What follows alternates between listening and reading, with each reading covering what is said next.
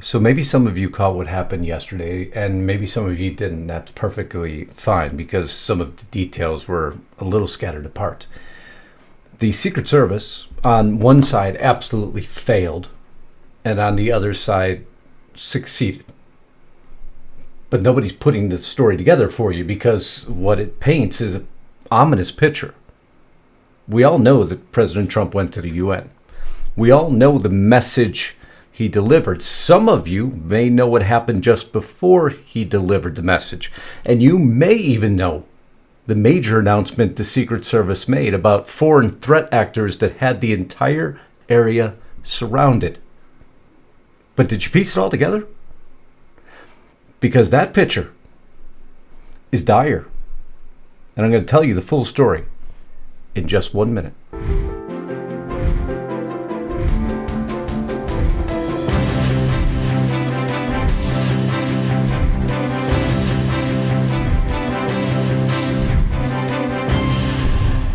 Man, I just never know what to expect. We're going to be broadcasting on, and we're going to paint this picture together very quickly for you.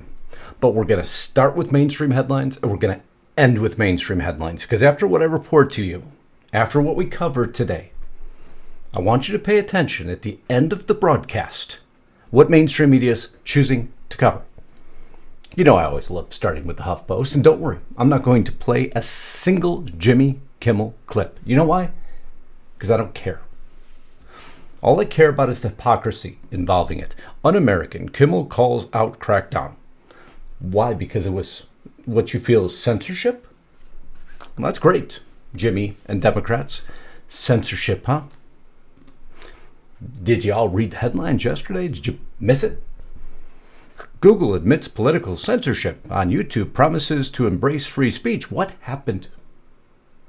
Well, the House Judiciary, after a year of hearings, Google finally admits what happened under Biden.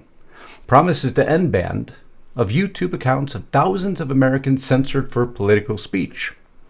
Today, thanks to the oversight of Chairman Jim Jordan, Google commits to offer all creators previously kicked off YouTube due to political speech violations to topics such as COVID-19 and elections an opportunity to return to the platform.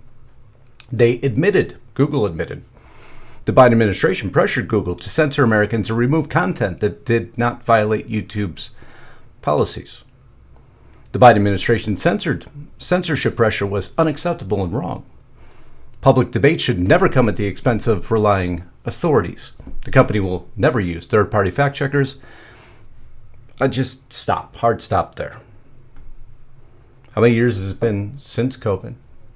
Some people have their income generated off of YouTube. Those years are now lost.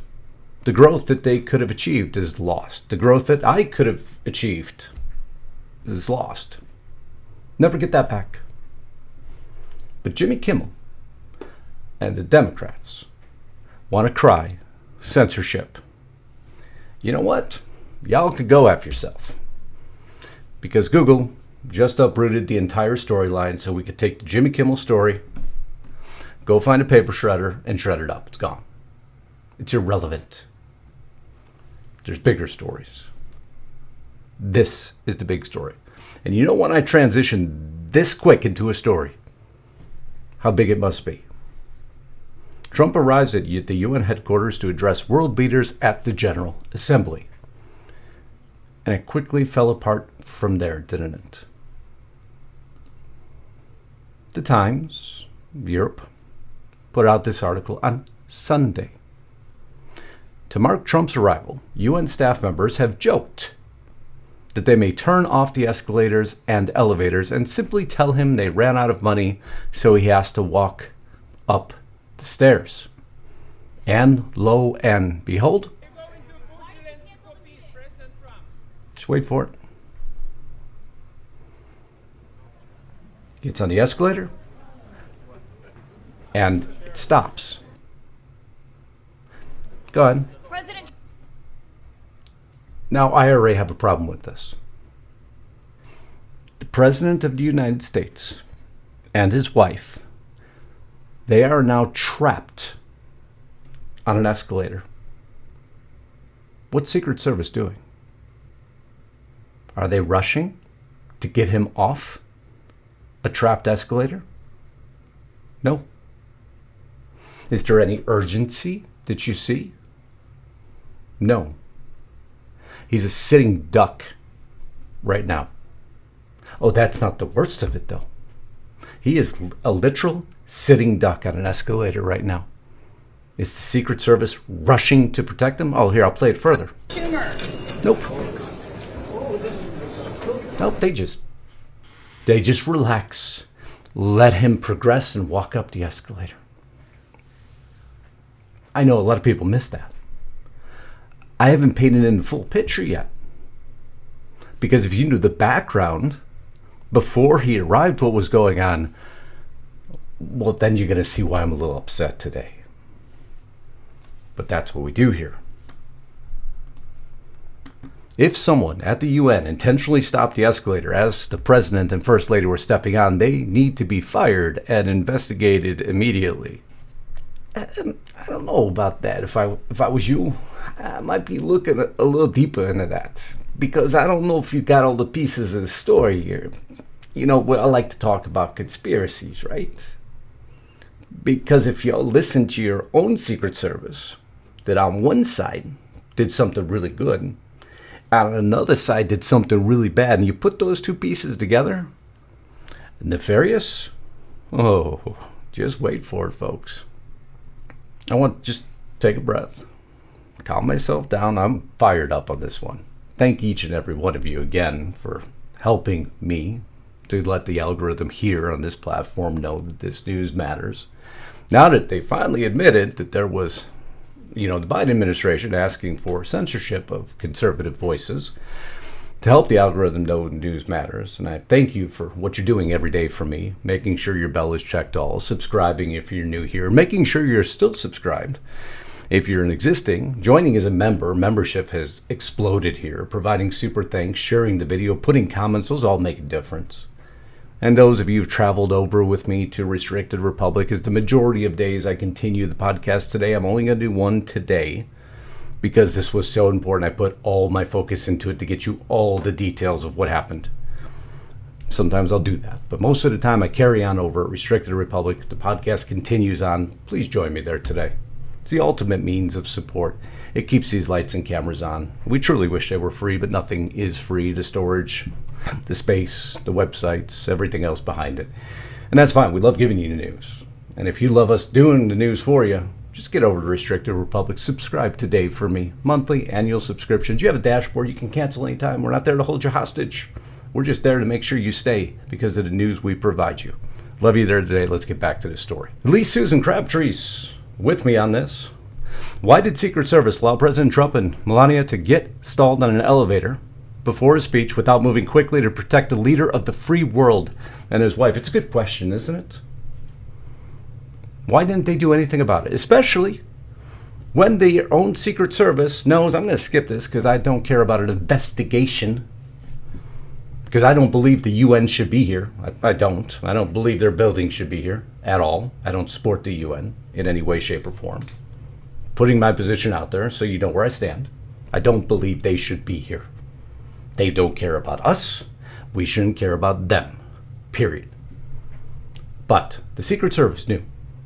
Ahead of him walking there, before that elevator stops, they knew Secret Service disrupts telecommunications threat near UN General Assembly. This was no small threat.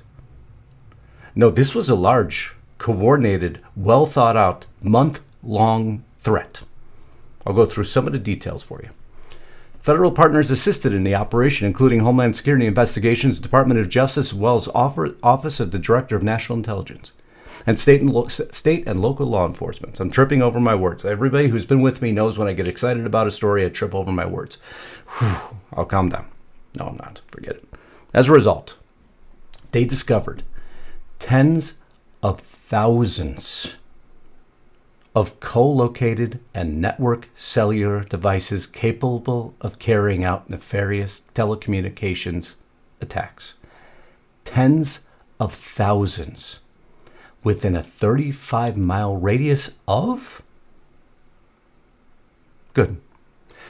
The UN headquarters. Was this just happened over a day or two? I'll get there. These devices allowed anonymous, encrypted communication between potential threat actors and criminal enterprises, enabling criminal organizations to operate undetected. What is more, he said, this network had the potential to disable cell phone towers, shut down the cellular network in New York City, shut down 911, any emergency phone calls. These devices, close to the location of the UN General Assembly, where the global meeting with world leaders is currently kicking off. Forensic examination of the equivalent of 100,000 cell phones worth of data is underway. Early analysis indicated cellular communications between foreign actors and individuals that are known to federal law enforcement are involved in a plot surrounding the UN, known months prior, thankfully stopped by the Secret Service, who knows this is going on. An escalator stops with the President of the United States of America, leader of the free world, and Secret Service does nothing. Now, folks, if I was in the Secret Service and I knew there was a threat, so much so that I put out a public announcement announcing this dismantling of a network of electronic devices located within, this is from Homeland Security themselves, from the Secret Service, located within 35 miles of the United Nations General Assembly, used to carry out a wide range of telecommunications attacks. The potential for disruption to our country's telecommunications posed by this network of devices cannot be overstated, but I guess it can't be overstated enough that you didn't protect the leader of the free world. Knowing this was going on, seeing an escalator stopped, my reaction would have been slightly different, like, holy crap.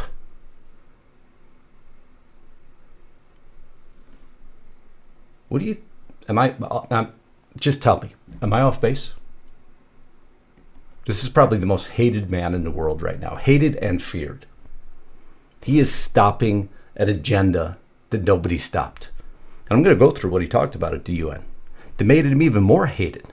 There is nothing more they would like than to stop his message, to stop his tariffs, to stop his disruption, to stop everything he's doing. So much so that they had plotted this, again, for months on top of months on top of months leading up to this meeting. Escalator stops, president's in front of you. You stand still. Because the UN building's secure, they were able to stop an escalator. Oh, they're claiming now that it was a camera flash that went off because somebody was walking backwards on the escalator ahead of him. Come on. Same reason the teleprompter went off. Folks, was this an assassination attempt? Failed? I don't think that's really a stretch of the imagination now, do you? I just wanted to give you the background details behind all this. I'm not going to play him talking. I'm a little bit upset right now. It McCool. Very much appreciated.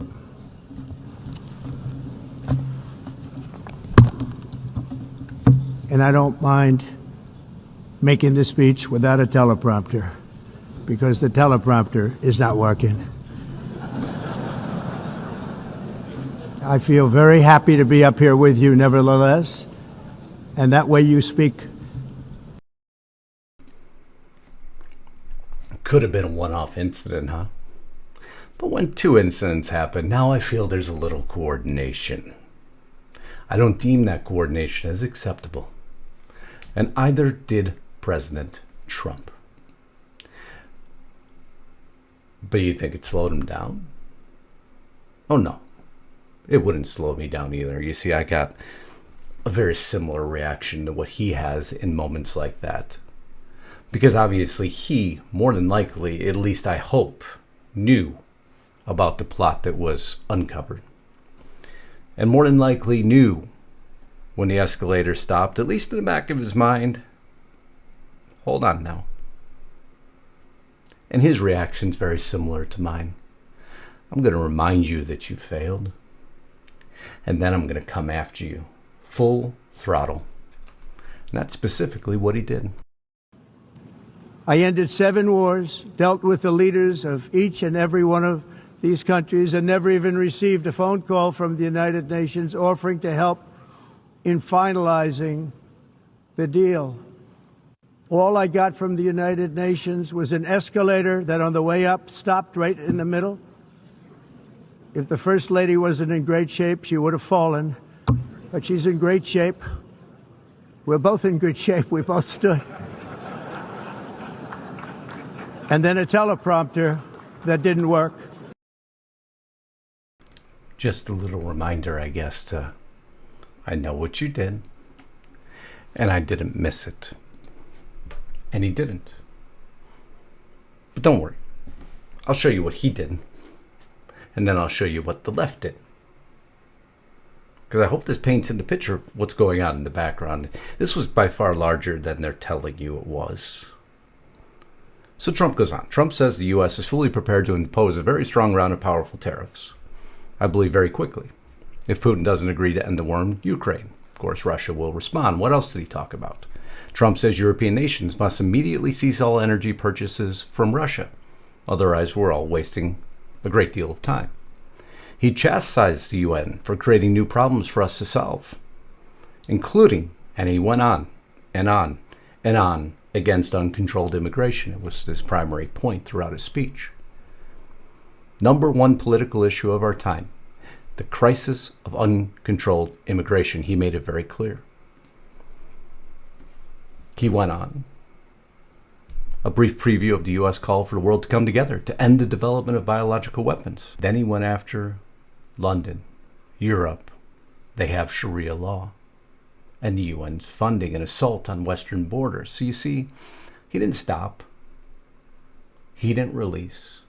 He didn't relent. But other folks at the UN, the left, were busy focusing on other speeches. Like Violet Affleck, who demands the return of masks. Because that's what's critical right now. That's the 19-year-old daughter, mind you, of Ben Affleck, Jennifer Gardner's daughter.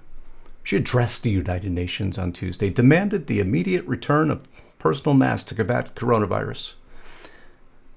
But remember, well before coronavirus, she had a precondition. She speaks about it here at the LA County Board of Supervisors. Just want to put everything into context for you. Hi, Violet Affleck, Los Angeles resident, first-time voter, I'm 18. I contracted a post-trial condition in 2019. I'm okay now, but I saw firsthand that medicine does not always have answers to the consequences of even minor viruses. The COVID-19 pandemic has thrown that into sharper relief. 1 in 10 infections leads to long COVID, which is a devastating neurological cardiovascular illness that can take away people's ability to work, move, see, and even think, stands to exacerbate our homelessness crisis, as well as the suffering of many people in our city. It hits communities of color, disabled people, elderly people, trans people, women, and anyone in a public-facing essential job the hardest. To confront the long COVID crisis, I demand mask availability, air filtration, and far UVC light in government facilities. Okay, I can't do it anymore. It's the same talking points at all times. It affects communities of color, disabled people, elderly people, trans people, women, and anyone in public-facing essential jobs the hardest. That is what the left chose to focus on during her speech at the UN, but not Trump. No, he focuses on the most evil, harshest people in the world who only want him dead. This is what he focuses on. As everyone knows, I have also been deeply engaged in seeking a ceasefire in Gaza. Have to get that done. Have to get it done. Unfortunately, Hamas has repeatedly rejected reasonable offers to make peace. We can't forget October 7th, can we?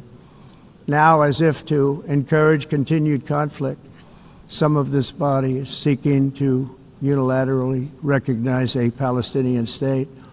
The rewards would be too great for Hamas terrorists for their atrocities. This would be a reward for these horrible atrocities, including October 7th, even while they refuse to release the hostages or accept a ceasefire. Instead of giving to Hamas and giving so much because they've taken so much. They have taken so much. This could have been solved so long ago.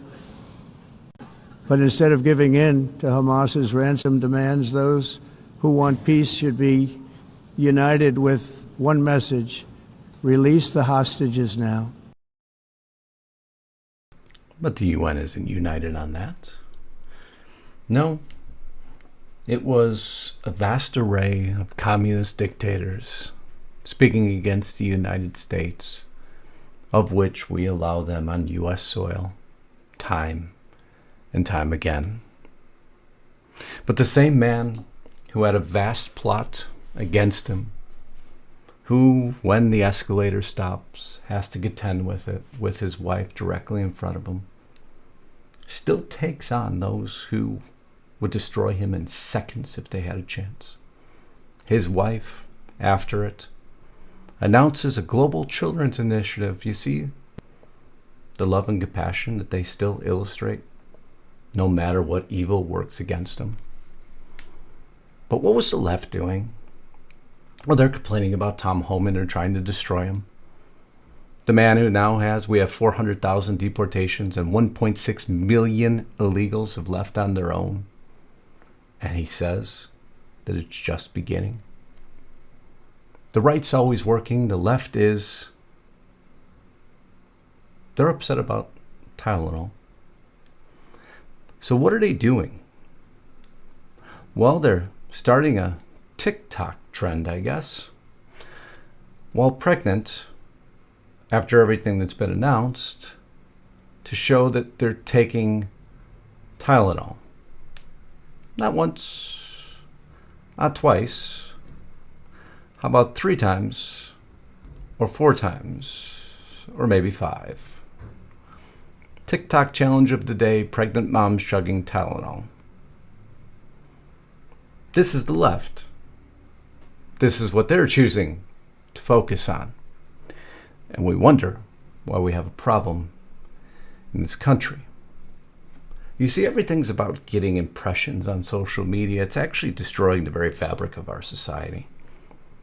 We had what I still deem to be a potential assassination attempt on the President of the United States yesterday that was foiled, thankfully, in part, to the Secret Service of the United States of America, who succeeded on one part and failed on another. And then we have a TikTok trend. Don't mind that another assassin on the same day tries to stab himself in the neck after his guilty verdict. Nah, there's nothing wrong with the left. They're perfectly normal. But what did the other side focus on, I wonder? Oh, that's right. They were focused on, well, Antifa was, who was just declared a terrorist organization. They decided that they wanted to protest ICE. So they showed up to protest ICE.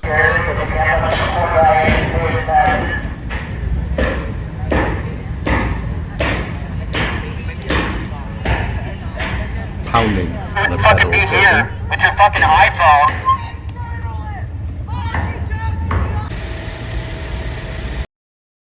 I'm going to mute it because they like to curse a lot. They think it makes them tough.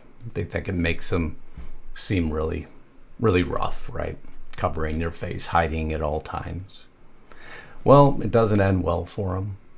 Because once you're declared a terrorist organization, well, then federal authorities kind of have the right to, well, come and take you in. That's exactly what happens. But this is what the left is focused on. I'm not going to listen to the administration. I'm going to the UK now. Please do. They'll accept you willingly. They'd love you to come. And they continue to push their limits, and they continue to get arrested. One by one, who pushes the boundaries with the great Republic of the United States of America will be arrested. But now let's conclude. Because everyone should be covering, be logical to cover, that the Secret Service identifies 100,000 cell phones worth of data with foreign threat actors surrounding the UN General Assembly right around the time of the meeting, 35-mile radius. Escalator shuts down. Teleprompter goes down. President of the United States on site. Secret Service fails to protect him when the escalator stops. That should be a fundamental paramount story. President Trump lambashes the entire world with his message. Destroys what the UN stands for entirely. Calls them out. Should be what the mainstream media covers. Politico. The top Senate leaders aren't talking. That's a bad sign for a shutdown. That was their headline story today. I showed you what HuffPost covered. Jimmy Kimmel. Or CNN. Kimmel returns to ABC, assails attack on free speech, even though, again, I showed you the Google announcement, or how the rest of the world saw Trump's meandering UN speech, at least they mentioned it. Or Trump's America First UN speeches were bad.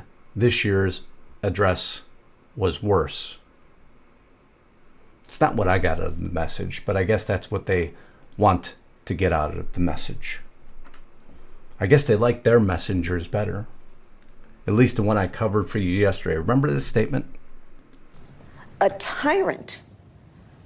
We used to compare the strength of our democracy to communist dictators. That's what we're dealing with right now in Donald Trump. And these titans of industry are not speaking up. So that's the message they want out there, obviously, right? That's still deemed as acceptable. Antifa still thinks their antics are acceptable. Protesting on social media, that's their soundbox. Showing up at UN to go ahead and put mask mandates up, that's what they're centralized on right now. And I warned you this message was going to meet with repercussions, and it did. The White House responded. Sick. Failed presidential candidate Kamala Harris is inciting violence on MSDNC, calling the duly elected president of the United States who escaped 2 assassination attempts a tyrant, and I will now claim a third. They just don't want to cover it that way yet. Communist dictators, that's what we're dealing with right now in Donald Trump. You see, the messaging won't change. And how long will they push this envelope? Until something catastrophic happens. And if we don't have an open discussion about what occurred in events like yesterday and call them what they are, then will we ever actually have true discourse in this country? I understand, and I see a lot of your comments, that all the world's a stage. I don't disagree with you. I really don't. If you truly believe that I don't understand that politics is 95% stage acting, well, then you and I have to have a different discussion. And that's unfortunate, isn't it? It's all political posturing. I completely understand that. And if it wasn't, then you definitely wouldn't call who was your number one pick for vice president. You wouldn't make a very wrong statement yesterday, be called out on it, because basically what Kamala says is she didn't want him as vice president because he was gay. And she's called out on it by Rachel Maddow, which actually impressed Rachel Maddow, called her out on it. And she attempts to backpedal, but she doesn't. Listen in here for a moment. President to say that he couldn't be on the ticket effectively because he was gay is hard to hear. No. That's not what I said. That he couldn't be on the ticket because he is gay. Hotly contested elections for president of the United States against someone like Donald Trump who knows no floor. To be a black woman running for president of the United States and as a vice presidential running mate, a gay man, with the stakes being so high, it made me very sad, but I also realized it would be a real risk.